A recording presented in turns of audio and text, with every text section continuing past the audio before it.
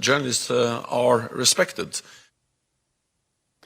Well, if you want to get in touch with me on any of the stories you've seen so far on Newsday, I'm on Twitter, as always, at BBC Karishma. I'd love to hear from you.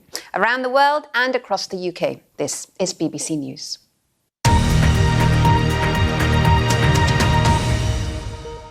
There are people, both young and old, who simply do not know that people have fought and died alongside their British counterparts in both world wars. A large crowd gathered to remember a generation who crossed oceans to help Britain during World War II. Nothing short of a disgrace that the service of these brave men who came all those thousands of miles from the Caribbean to help this country in its hour of need has been pretty much erased from the history books. Glenn's uncles came over from the Caribbean to train with the RAF in nearby Hunmanby. He wanted a memorial for them and thousands of others who volunteered to serve. Oh, very good, very enlightening, and I hope people do take notice. I'm proud, my God, I am proud to meet a few of my comrades, you know. Some is missing, obviously.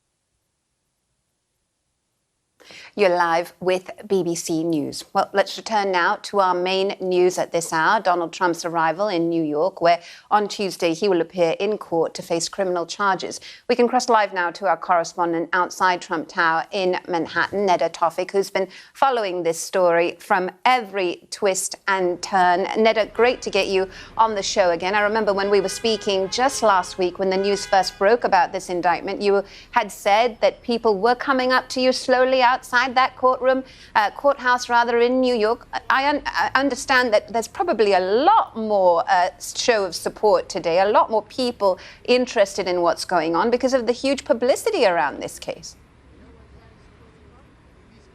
Yeah, absolutely, Karishma. And you've seen wall-to-wall coverage across all the U.S. news channels marking every part of Donald Trump's journey from Mar-a-Lago, Florida, to here in Trump Tower. And the president is expected to stay in for the evening to meet and prepare with his lawyers for his court appearance tomorrow. Now, he actually made his way to Trump Tower pretty discreetly, actually. The New York Police Department had ramped up security and prepared, but they didn't end up closing down these streets. And so many people were crowding around trying to catch a glimpse of